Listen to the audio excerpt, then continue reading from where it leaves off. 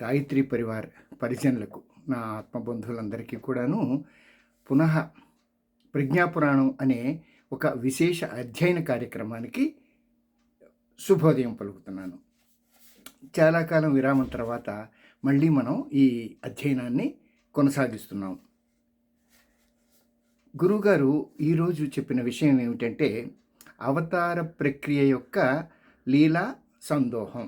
అంటే భగవంతుడు మనల్ని ఉద్ధరించేందుకు పలు రకాల అవతారాలను, అవతారము అంటే ఏమిటి, ఆయన క్రిందకి దిగిరావడం ఎందుకు, మన మీద ఉన్న ప్రేమ వలన మనల్ని రక్షించేందుకు ఆయన రకరకాల అవతారాలు, మత్స్యము, మీనము, కూర్మము, వరాహము, అసలు అది ఇది అని కాకుండా అన్ని రకాల అవతారాలను కూడా ఎత్తి కేవలం మన మీద ఉండే ప్రేమ వల్ల భక్తులను రక్షించాలనే ఆపద్బాంధవుడు కాబట్టి అయినా ఆ ఉద్దేశంతో అయినా అవతారాలని స్వీకరిస్తూ ఉంటాడు. ఇది కూడా ఒక లీల కింద భావించి స్వీకరిస్తాడు.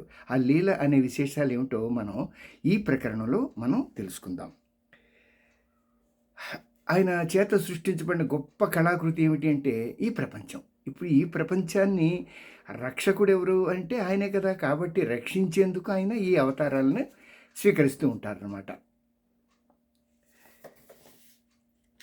యదా యదా హి ధర్మస్య గ్లానిర్భవతి భారత అభ్యుత్థానం అధర్మస్య తదాత్మానం సృజామ్యం అని జగద్గురు రూపంలో శ్రీకృష్ణ పరమాత్మ మనకి ఒక హామీ ఇచ్చి ఉన్నారు. కాబట్టి ఎప్పుడెప్పుడైతే అధర్మం పెరిగిపోతుందో ఆ సజ్జనులను, సాధు పుంగవులను ఉద్ధరించేందుకు ఆయన ఈ అవతారాల్ని ఎత్తుతూ ఉంటాడు. ఇందులో ప్రధానంగా ఏంటి, దుష్ట శిక్షణ, శిష్ట రక్షణ. ఇది మూల ఉద్దేశం. ఈ వారి సంకల్పం ఉంది చూసే, వారు ఎలా శాశ్వతలో ఈ సంకల్పం కూడా శాశ్వతమే. కాలం మారుతూ ఉంటుంది, ప్రపంచం మారుతూ ఉంటుంది, యుగాలు మారుతూ ఉంటాయి, కల్పాలు మారుతూ ఉంటాయి. కానీ పరమాత్మ శాశ్వతుడు, నిత్యుడు. కాబట్టి వారి సంకల్పం కూడా నిత్యము శాశ్వతము అయ్యే ఉంటుంది.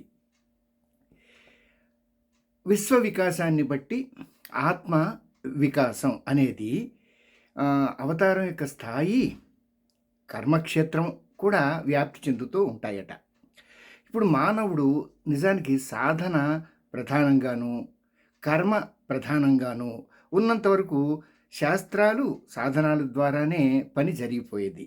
కానీ నేటి పరిస్థితుల్లోనే బుద్ధి ప్రాధాన్యత పెరిగిపోయింది. బుద్ధి ఎప్పుడైతే ప్రాముఖ్యం వహించడం మొదలుపెట్టిందో మనిషి బుద్ధిమంతుడైపోయి నిజానికి జ్ఞానము కోల్పోయి ప్రేమ, హృదయం యొక్క విలువలు తెలియకుండా, ఇది మన ఒక సినిమాలో పాట కూడా ఉంటుంది, బుద్ధికి హృదయం లేక హృదయానికి బుద్ధే రాక నరుడే ఈ నరలోకం నరకం చేశాడు అని చెప్పేసని ఆ కవి ఎంత గాఢంగా గూఢమైన రహస్యాన్ని మనకి తెలియజేశాడు.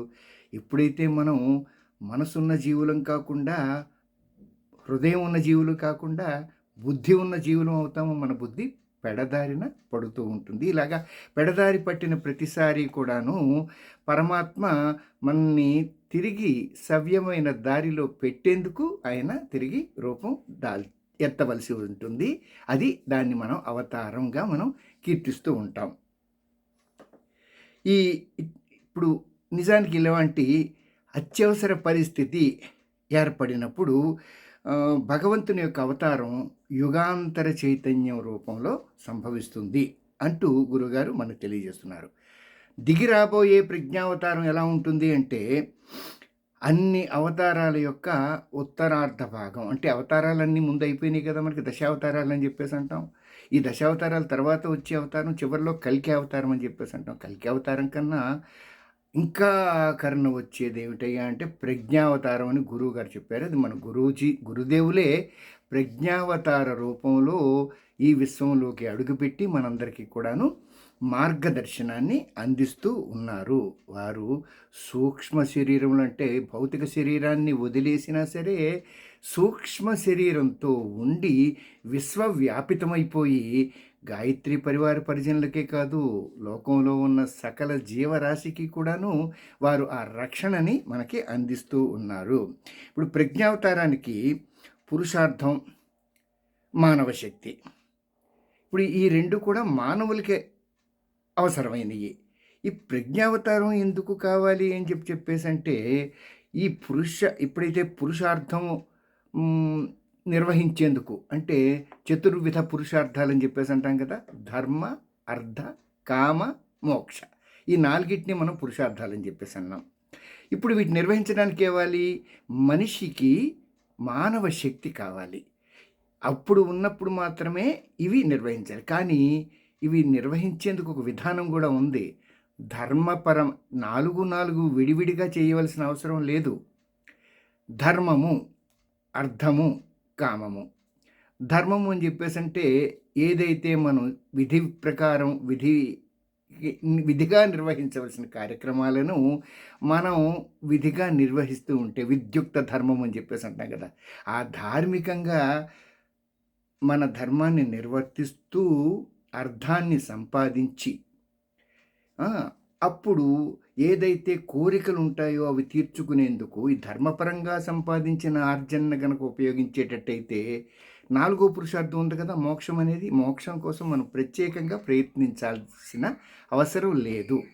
మోక్షం సహజంగా ఈ 3 గనక మీరు ధర్మ ప్రకారం నిర్వర్తించేటట్టయితే చివరిగా వచ్చేది దానికి తానుగా వస్తుంది. నువ్వు మోక్షం కోసం ప్రయత్నించాల్సిన అవసరమే లేదు అని మనకి గురుదేవులు ఈనాటి ఈ విషయంలో తెలియజేశారు. మనం దీన్ని తరువాతి విషయం తెలిసే వరకు కూడాను నిధిధ్యాసనం కింద భావించి ధ్యానం చేస్తూ ఉందాం.